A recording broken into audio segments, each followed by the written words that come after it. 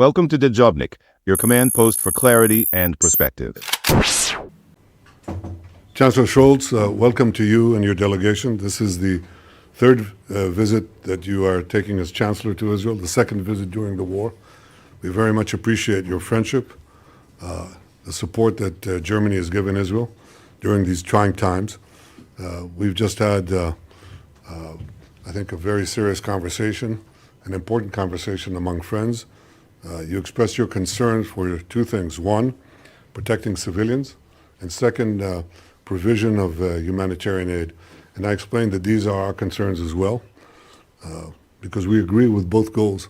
In fact, the Army of Israel has done more to minimize civilian casualties than any other army in modern times, and certainly any other army faced with such dense urban warfare and an enemy that seeks to use civilians as human shields, as Hamas does, often at gunpoint. Secondly, we are doing unusual efforts to increase humanitarian aid by land, by sea, by air, and we'll continue to do more.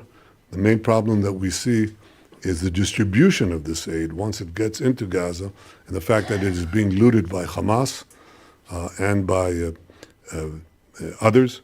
This is something that we have to have a joint effort to try to prevent it. The responsibility for this disruption and for the civilian casualties should be laid at Hamas's door.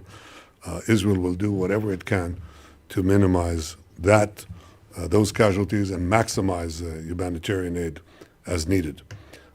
We also agreed that Hamas has to be eliminated.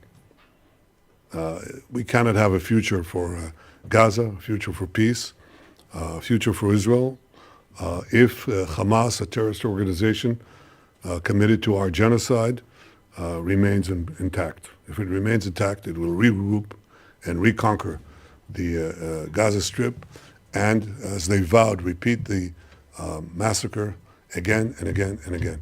Yesterday I met with the families of hostages, and on Thursday, I met families of hostages.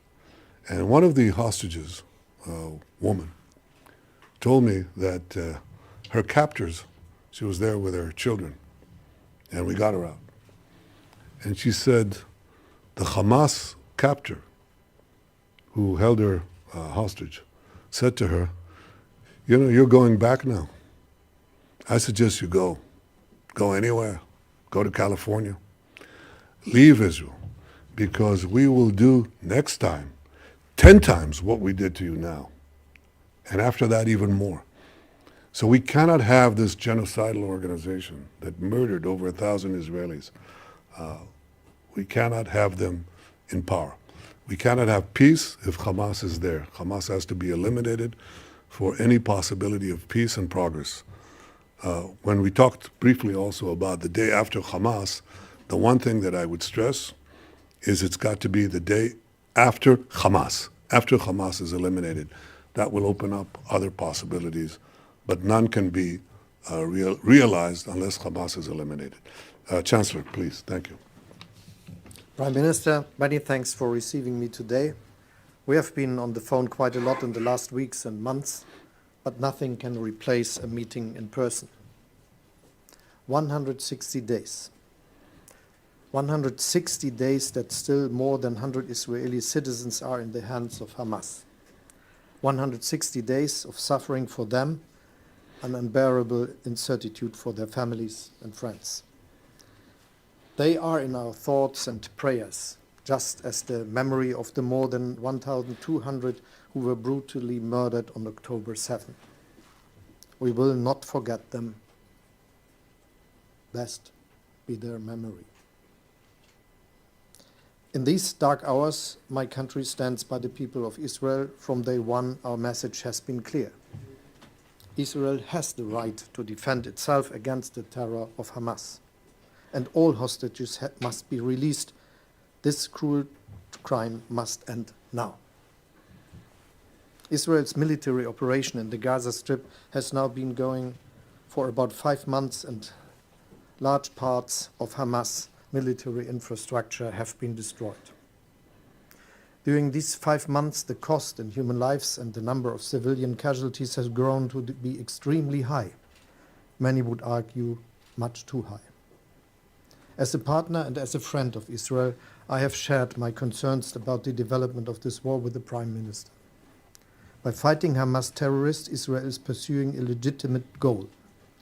Never again an October 7.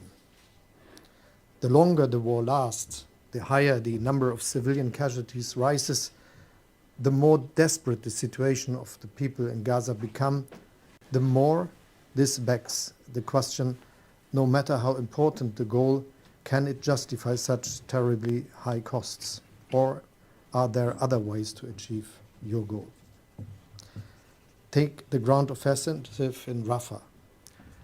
The military logic is one consideration, but there is a humanitarian logic as well. How should more than 1.5 million people be protected? Where should they go? I also spoke to the Prime Minister today about the need to provide the people in Gaza with comprehensive humanitarian aid supplies. We cannot stand by and watch Palestinians risk starvation. That's not us. That is not what we stand for together. Much more humanitarian aid is needed continuously, reliably. I shared my concerns with the Prime Minister that provision of aid from Israel into Gaza and the conditions for distribution must be urgently and massively improved. And finally, we need a hostage deal with a longer-lasting ceasefire. I know how difficult it is to reach an agreement with the Hamas terrorists, but we understand the hostage families who say after more than 5 months the time has come for a comprehensive hostage deal for saving those who are still held captive. I want to express my appreciation for all the mediation efforts undertaken by the government of Qatar as well as Egypt. They have our full support. What also remains important from my view, Hezbollah must withdraw from the border area north of Israel. We are working on this on the basis of Security Council Resolution 1001 with the United States and many others. A regional military escalation would have unforeseeable consequences. We need to make any effort to avoid this. For me as German Chancellor, one thing is essential: Israel's security. It is at the center of all my efforts and thoughts here. Terror against Israel must be fought consistently. But terror cannot be defeated with military means alone. We need a solution to this conflict that ensures sustainable, lasting security.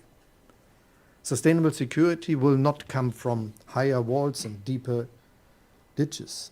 It will come from a positive perspective for both people, Israelis and Palestinians. A perspective for a future where Palestinians can responsibly take care of their own affairs, govern themselves.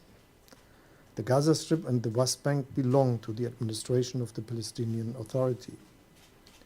The PA needs to be reformed and strengthened, both in terms of personnel and structure. Self-government and Palestinian statehood can and must be designed to meet Israel's security needs. There is no contradiction here.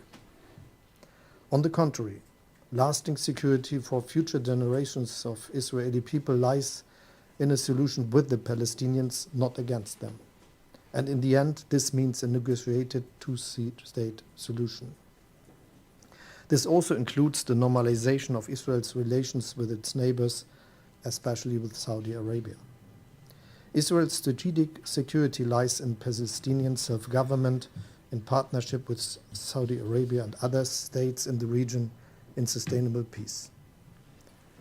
Germany stands by Israel as a partner and a friend. We support you with actions and with honest words. Thank you, Chancellor. I trust you know that Israel seeks peace, and Israelis believe, all Israelis pray and yearn for peace because we suffer the consequences of war, both as a nation and as families who lost loved ones. The cost of war is well known to us. We believe that the key to peace is security. Many believe that the key to security is peace. But peace is unsustainable without a strong Israel. And if we are offered a peace agreement or a path to peace that makes Israel so weak and unable to defend itself, and our neighbors still adhering to the goal of destroying the Jewish state, then obviously we will set peace backward and not forward. We want to move peace forward, and for that Israel has to have the necessary security responsibility in this tiny area. Otherwise, the radicals take over. This is something that we've discussed in detail. We'll have other opportunities. I want to assure you that we value the support that Germany has given us in international forums and elsewhere. We value your friendship, and we look forward to continuing this conversation. The other thing that I would say is that I assured Chancellor Scholz that our goal in eliminating the remaining terrorist battalions in Rafah goes hand in hand with enabling the civilian population to leave Rafah. It's not something that we will do while keeping the population locked in place. In fact, we'll do the very opposite. We'll enable them to leave because our consideration for reducing and minimizing civilian casualties has guided us and will continue to guide us in the future. Thank you, Chancellor, and thank you all. Thank you very much. Thank you. Thanks for watching. Drop a comment below. Don't forget to like, share, and hit subscribe to stay updated with our latest content. Until next time, stay informed and inspired. This is Dejobnik signing off.